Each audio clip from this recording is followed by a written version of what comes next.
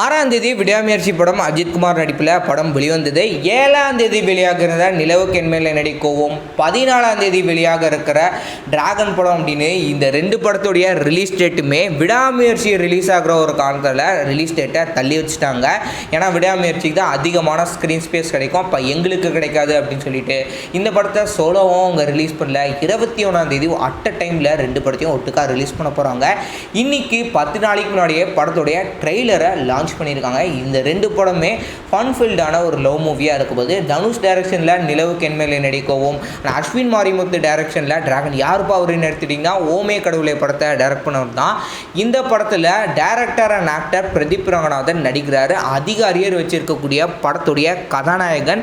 அரியரில் அவர் clear பண்ணிட்டு லைஃப்பில் success ஆகிறாரா அப்படின்றத இந்த படத்துடைய கான்செப்டே. அவரோட காதலி கூட நீ ஃபெயிலியர் அப்படின்ற மாதிரி சொல்லிட்டாங்க. ரெண்டு பேரும் இவர் லவ் பண்ணுறாரு.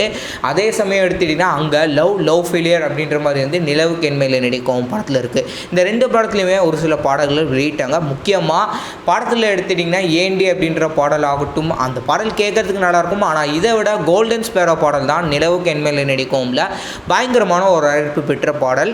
இந்த ரெண்டு படத்தில் என்ன மாதிரி படம் ரெஸ்பான்ஸ் கிடைக்க போகுது அப்படின்னு சொல்லி இந்த ரெண்டு படத்தில் எந்த படத்துக்கு நீங்கள் அதிகமாக வெயிட் பண்ணுறீங்கன்றதையும் கமெண்ட்ஸ் செக்ஷனில் மென்ஷன் பண்ணுங்கள்.